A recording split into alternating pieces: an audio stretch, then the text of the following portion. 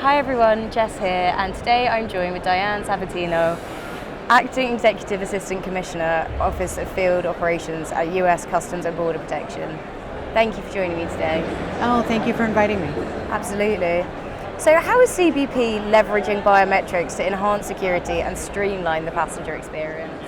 So we have a long history of biometrics going back to 2004 with the implementation of US Visit.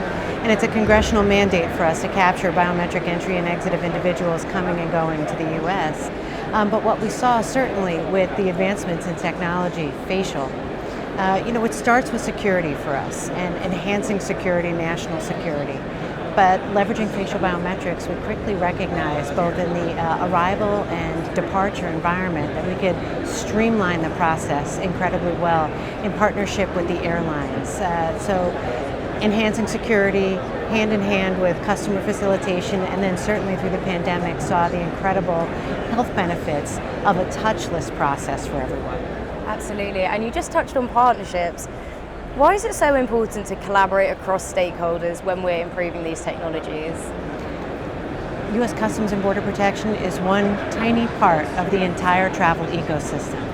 And it is critical for us to make sure, as we're developing solutions for problem sets that we identify, whether we're looking to enhance security, if we're looking to build efficiencies into our process, we can't come up with solutions that create problems for any other part of that ecosystem. We have to be working very closely with everyone who has equities in that process. So making sure that going from the airlines, the airport authorities, our other federal partners, our foreign partners overseas, really have to be looking at that entire travel continuum to make sure that as we implement the process, it makes sense in the process, that there's interoperability in the process, and that everyone has a clear vision of the direction that we're going.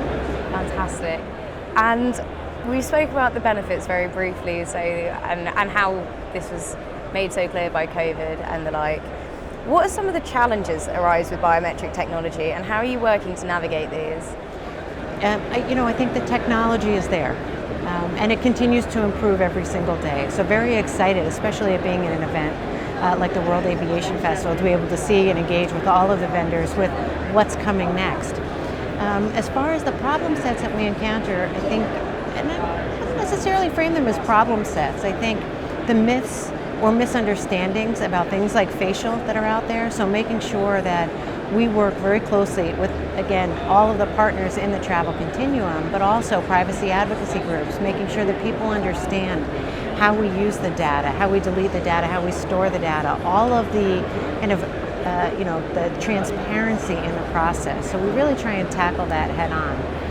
And the challenge, frankly, from a federal government perspective, keeping up with the private sector and being able to push out and implement new technology.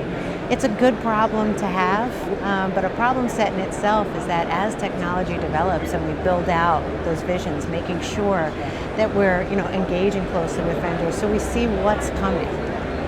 I think it's really interesting. You mentioned it just speaking here. There's a general sort of public, there can be a slight caution around biometrics and data. So as you say, I think with this increased transparency, it might help to alleviate some of the anxiousness around that. Is that something that you're seeing?